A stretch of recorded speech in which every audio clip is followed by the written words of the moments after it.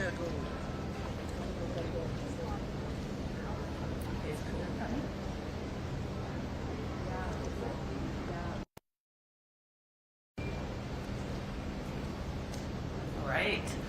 Well, thank you everyone for being here today. My name is Karen Mazurkiewicz. I'm the Vice President of Stakeholder Relations and Communications for Toronto Pearson. Today, Toronto Pearson CEO and President Deborah Flint will be providing an update on airport operations and the investigation following Monday's incident. We also have several representatives from our first responder agencies, as well as our COO of Toronto Pearson Operations. So behind me are Peel Regional Police Deputy Chief Mark Andrews, Peel Paramedics Commander of Operations Corey Toketch, Mississauga Fire Chief Darren Reetsey, and Toronto Pearson's Fire Chief Todd Aiken, and Khalil Laramet from our COO of Toronto Pearson. With that, I'd like to welcome Toronto Pearson CEO Deborah Flint, who will take a couple of questions after her remarks. Following that, our first responders are available to also answer some questions. Thank you. Karen, and good morning to all.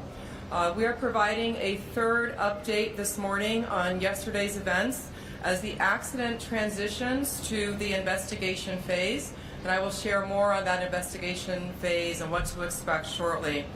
First, however, it's really important to recognize how grateful we are that there was no loss of life or life-threatening injuries in yesterday's accident. You know, every time you board a flight, you are greeted by flight attendants and by flight crew often. It's their job to make us comfortable and confident about the flight ahead, and they do an incredible job with that. But we saw the most important role that they play in action yesterday.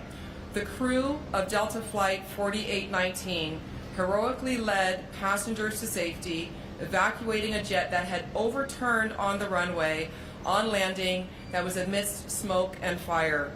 I thank each and every one of these heroes, every flight attendant and crew member on Delta Flight 4819. I also thank every flight attendant and crew member across the industry. Thank you for all that you do every day and every night in service of safe air travel. In regards to the accident yesterday, at approximately 2:15 p.m., Delta Airlines Flight 4819 from Minneapolis to Toronto, operated by subsidiary Endeavour Air, was involved in a single aircraft accident upon landing at Toronto Pearson. The plane was carrying 4 crew and 76 passengers, among them 22 Canadians. Flight attendants, flight crews, and airport emergency workers and responders mounted a textbook response, reaching the site within minutes and quickly evacuating the passengers. At the time, there were 21 injured passengers ranging from minor to critical but not life-threatening injuries. A total of 19 passengers went to the local hospitals, with 2 more going to hospitals in the time period after. At this time, Delta Airlines has reported that 19 of those passengers have been released and 2 remain hospitalized. Our thoughts go out to all of the passengers impacted and their families. We have taken great time and care to extend care to each of the passengers that were here after the accident. That includes comfort as well as support in their emotional well-being in the hours since the crash. We have completed the reunification process for all of the remaining passengers, and we'll continue to care for them during this extended time. I will now give you more information about the operation and what to expect in the days ahead. From last Thursday to Sunday, Toronto Pearson saw extreme conditions, 2 separate snowstorms. On Thursday and Sunday, we got more than 20 inches, 50 centimeters of accumulated snow. That is actually not typical. In fact, it is more snow within that time window than we received in all of last winter. There were many delays and cancellations across this part of Canada and the U.S. Northeast during this time, creating numerous flight delays and backlogs. At Toronto Pearson, 221 of 974 scheduled flights were canceled on Thursday. 75 of 1,012 scheduled flights were canceled on Friday. 128 of 937 scheduled flights were canceled on Saturday, and 371 of 987 on Sunday. Monday was a clear day, though, and it was an operational recovery day for Toronto Pearson, with 1,006 scheduled flights. The results yesterday, in due part to the accident, were 462 scheduled flights canceled and 544 flights operated. Let's now talk about the investigation and what to expect in the next few days as we pivot to this phase. Last night, 7 members of the Transportation Safety Board of Canada arrived at Toronto Pearson to begin the investigation. 13 more of those investigators arrived today. Members of the U.S. Federal Aviation Administration are also here on site participating in the investigation. As it is a Mitsubishi aircraft, Mitsubishi will be here on site as well, and Delta Airlines has sent their GO team who are already here on site. So what does this all mean for operations at Toronto Pearson today and in the days ahead? Our Emergency Operations Center does remain open, though operations on the runways resumed at 5 p.m. Eastern Time yesterday. We have been in recovery mode since resuming flights at 5 p.m. yesterday, catching up on delayed flights, and that continues into today as well. We are currently without use of our longest east-west and north-south runways.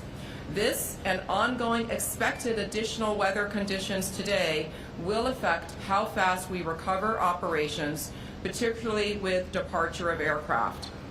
We do expect that the investigators on site will be reviewing the aircraft on its current configuration on the runway for the next 48 hours. And we are looking to get to support that investigation and the removal of that aircraft off the runway, at which point we can do our inspections and then return that runway into service.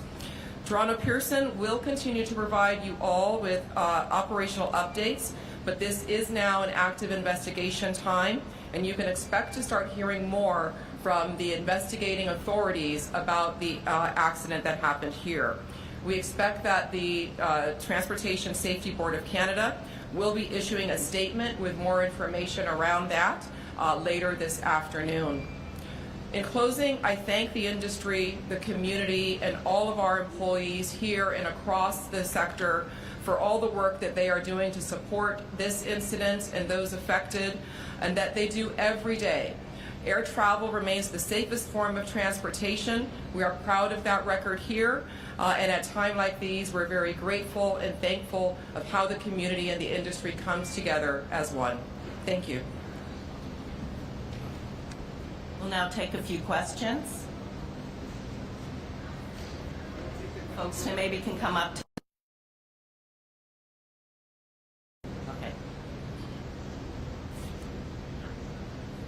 Hi there, Alex Capriello with News Nation. A question about the conditions yesterday. Obviously, you just explained the extent of the snowstorms that came over the past few days. Wondering if there's been any developments or any comment about what exactly it was like on the runway in terms of iciness or wind gusts. Last night we heard the fire chief say that he did not believe that that played a role in this crash at all. Is that still the theory here? And if so, do we have any developments on what caused the crash if it wasn't weather related? Yeah, this would not be a time for us to have theory or to speculate on what caused the crash. So as I shared, we have a number of agencies that are here that are responsible for doing a thorough and full and complete investigation to determine all the causal factors, and we are looking forward to getting those results and to sharing those, and those will be shared very publicly once they are received. And I understand that if you don't want to speculate about the crash, but can you tell us then what the condition of the runway was like at that time of the impact? I mean, was it slick? Have your teams been able to determine that? I look forward to sharing all of that information at the proper time. Again, those are all the details that are going to be covered during this investigation, and that is active currently. VOC aside from the New York Times, I have one question and a follow-up. Does air traffic control handle CRJs differently than other aircraft and crosswinds? The air traffic control is responsible, NAV Canada, for all of the aircraft activity here at Toronto Pearson and in the surrounding areas. They will have to respond differently themselves as to how they manage those aircraft uniquely. How do you decide to pause operations because of wind, and who makes that decision? That is a cross-collective decision that is made between NAV Canada and the pilots during live operations. We are not pausing operations. We do have a slowdown in the operations due to 2 of our runways being closed for operations at this time, and those are the key contributing factors to the delays. Last question. There's no Delta or TSB representatives on the stage with you right now. Are you able to speak to why they're not present? We've been very much in communication with all of those involved, all of the agencies, Delta Airlines and others. We've all had quite extensive communication. They've been in our EOC, our Emergency Operations Center. So the system and the response to the accident is working as planned and going quite well with our partners. John Worrell with the Associated Press. 2 questions. One is the 2 people who remain in the hospital. Any timeline on how long they may remain? I do not have that information. Do you know what condition they're in? What we do know is that, again, 19 of those that were hospitalized are no longer hospitalized. The 2 that remain, none face life-threatening injuries from what we've been briefed and what Delta Airlines has released as well. And just finally, Deborah, given what we saw from all the videos that are on social media, and I'm sure what you've seen internally, how is it more remarkable that everyone was able to survive this incident? There are so many factors that lead us to have gratitude today. Again, I cannot commend enough the crew, the flight attendants, pilots, and our emergency responders for their quick and effective response. It's really incredible, and when you see that aircraft, it just makes you really thankful for all the safety checks that go into running this one of the world's safest air transportation systems. Okay, we'll take questions now from the first responders, please. Good morning, Momin Qureshi from 680 News Radio. My question really is, last check the wreckage was still out there on the runway. I just wanted to know if we know how long that will be out there and what kind of impact that's having on service here at the airport. Yeah, so as I shared, yes, that the remains of the aircraft will remain on the runway while the investigators are performing their reviews. We expect that could be about 48 hours. And so until that time, 2 of our runways will remain closed, and that is affecting the volume of traffic that we're having. So passengers should be looking and working with their airlines, checking our website for information on delays and potential cancellations as well for the next several days. Just as a follow-up to that, then, I've been upstairs, as many of us have, talking to passengers, and many of them, most of them, all of them really are understanding of the ripple effect, but are extremely frustrated by the lack of information or conflicting information. So just what do you say to your passengers right now who are trying to get themselves on flights to their destinations but are left feeling frustrated by conflicting information or a lack of information? We are here very much at the airport to support and provide passenger care for people that might find themselves here at their airport and have their flights disrupted. So we'll continue to provide that customer care for them. But in the interim, please do check with your airlines, check your website, and check your apps for your most updated flight information. Thank you. We'll move now to questions to the responders. Thank you. Yeah, sure. It's Shauna with City News. Can you talk a little bit about the response, how long it took fire trucks to get to the plane, and can you talk a little bit about the flame that we saw in the video and the smoke, and was it easy to put out? And just really take us through the response. All right, Todd. Thank you for the question. The actual time, it was a very quick response from Toronto Pearson Fire Emergency Services. Upon arrival, the crew did witness spot fires. They were able to quickly knock down the spot fires using the aircraft rescue firefighting apparatus. Once the fires were knocked down, the crews did make entry and perform primary search and rescue. The passengers were all evacuated, and then they were taken to a secondary location at Station 2 for triage with our mutual aid partners. Just a quick follow-up. Can you describe what it was like? Because we've seen videos of the passengers hanging upside down in their seatbelts. Can you maybe just describe what it was like to get these people, you know, hanging, cut down, and out of the plane? I believe that most of the passengers self-evacuated at that time, and upon arrival, they were being escorted to a second location.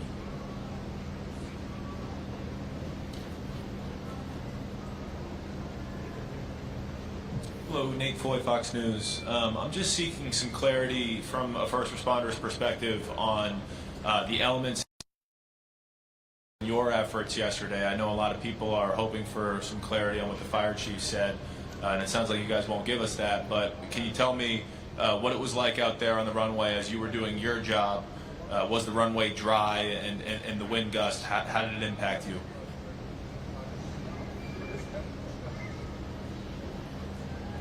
And like we mentioned, it's very early to make any conclusions. I know I provided a little bit of information yesterday for transparency.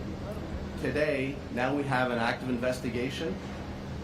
Therefore, any of those questions would have to be directed toward Transportation Safety Board.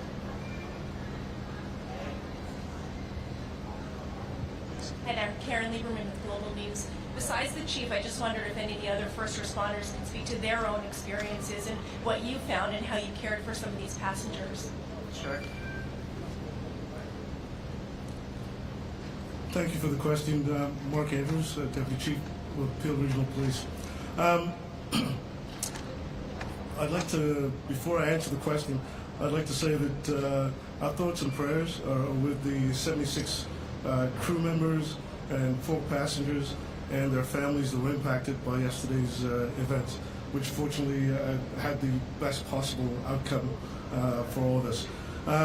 Our response as Peel Regional Police, we're the police of jurisdiction. We have a really robust presence here at the airport. We actually have a fully functioning division with 100 officers and civilians located. We have a presence on the public side and the private side. So we were able to respond in a very timely fashion along with our first responder partners. The conditions were difficult, but I will say this, that we regularly practice with our partners in fire and EMS and the GTAA and Transport Safety Canada. So we were prepared for this event, as extreme as it was. And our men and women, not only in policing, but across all the first responder services, did a tremendous job.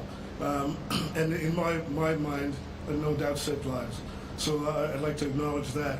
There was some impact, on the police of jurisdiction being ourselves, not only here at the airport, because as you can imagine, we don't have surge capacity to deal with something like this the way they do in the private industry.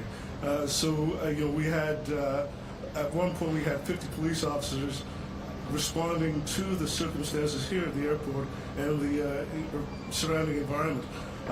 What I'd like to do is thank our partners at the OPP, Commissioner Tom Creek and Chief Marion Demke, because they supported us through the aftermath of the incident.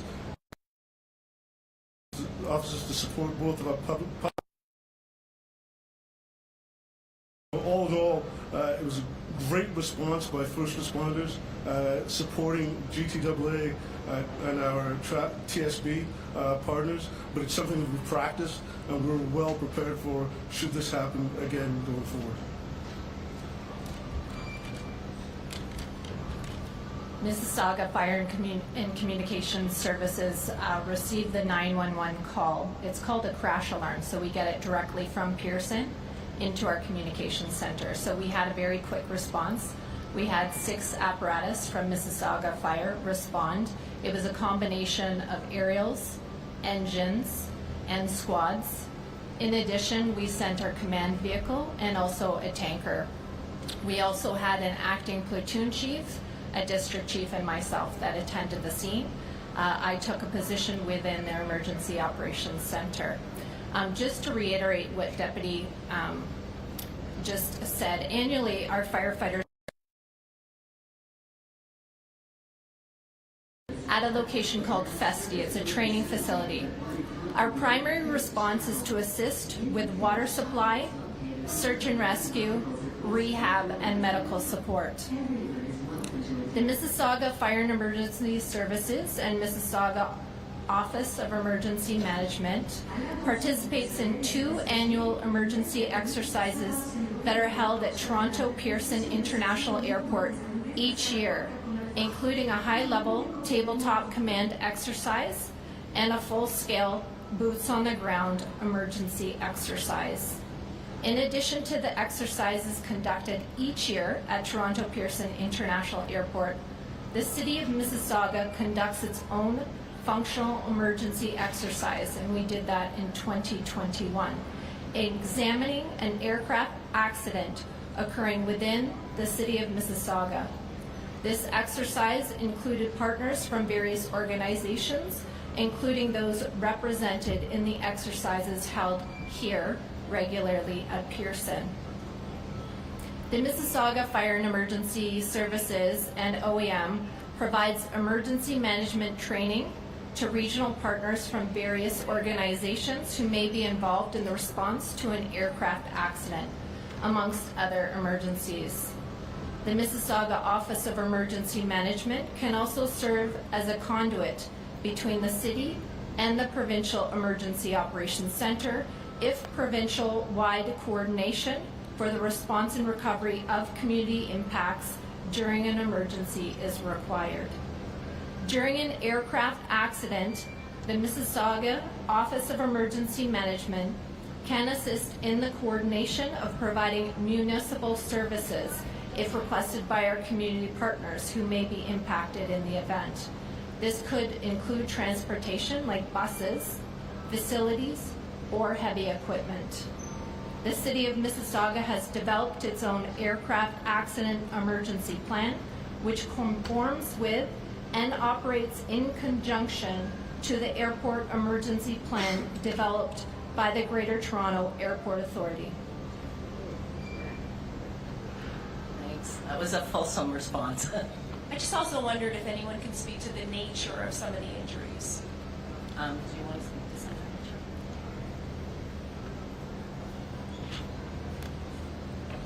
Good afternoon. My name is Corey Tkach. I'm a commander of operations within Peel Regional Paramedic Services. So upon our arrival of the crash site, our staff were faced with a multitude of different injuries, mainly stemming from back sprains, head injuries, anxiety, some headaches, nausea and vomiting due to the fuel exposure. So those were the common sort of injuries that we had come across. Any more questions? Please, Matt Hamidi, Canadian Press. Just want to follow up on this rescue effort. Can you please provide some details on the timeline? How long did you, paramedics and firefighters, did it take for them to get to the airplane, and how long did it take for them to evacuate the airplane? Okay, Todd, you want to take that? Yeah, the response from Toronto Pearson Fire Emergency Services was minutes. Because there was an active investigation, we won't be able to provide the details, but it was a very quick response from Fire Emergency Services as well as our response partners that just spoke. Please also comment on the role that flight attendants played in evacuating the airplane. We saw some videos on social media where they're basically doing their job, helping passengers get off the plane. Can you please comment on their role in this? Sure, absolutely. We train for such events. We're very well prepared and trained, and the firefighters responded textbook. They were able to knock down the fire. They're able to assist the passengers getting off the plane, and then performing triage and then response to the hospitals. Next question. Hi, I'm Alex Miller with Scripps News. I know you can't confirm what you saw on the runway, but can you confirm that the runway had been coded as fives across the board as a wet runway for the pilots, which is a runway with light snow or slush?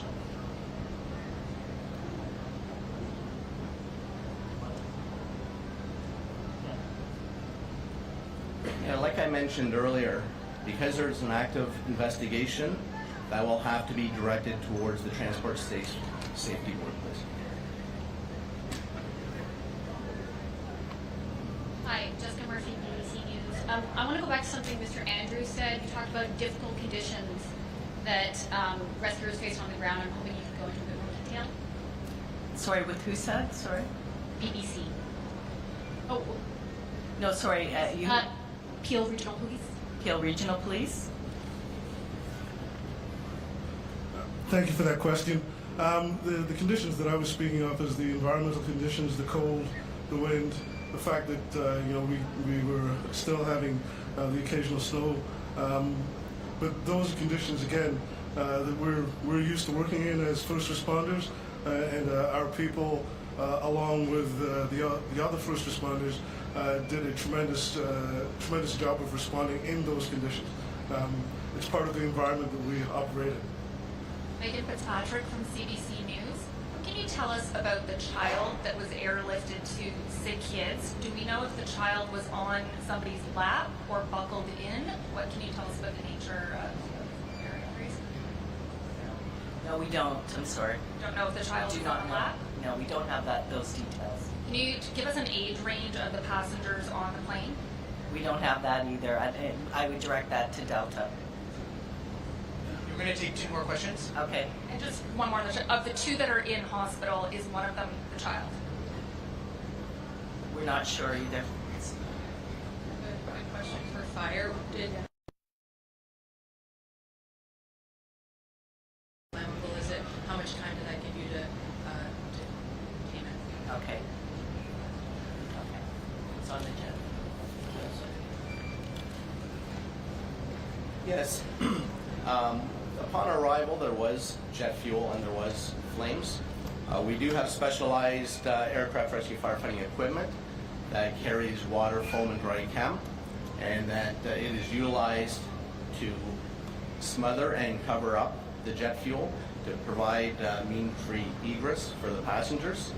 So we do have the appropriate equipment and the appropriate training to mitigate that emergency.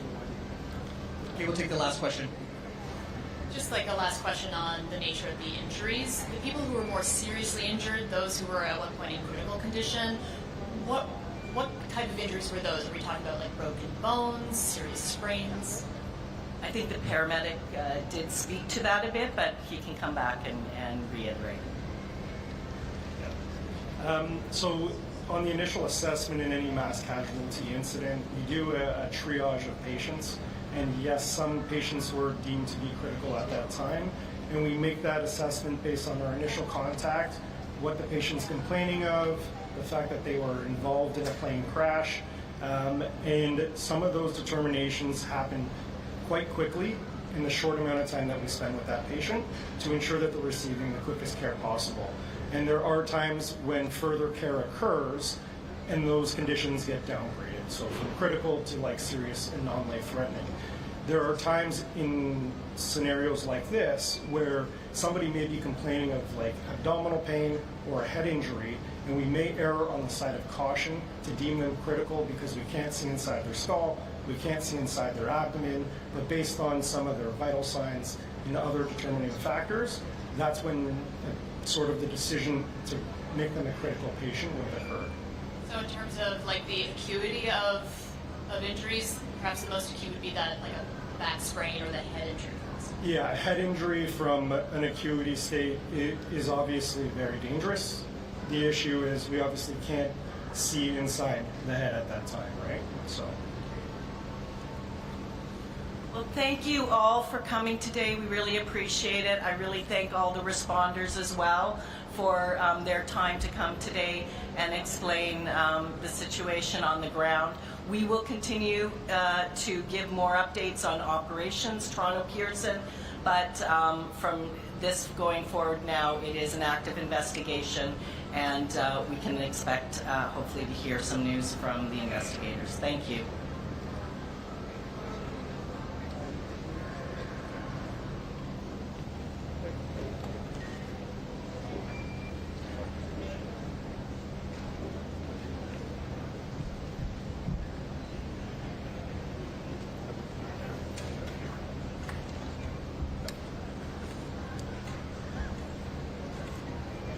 That just took me through my whole shift.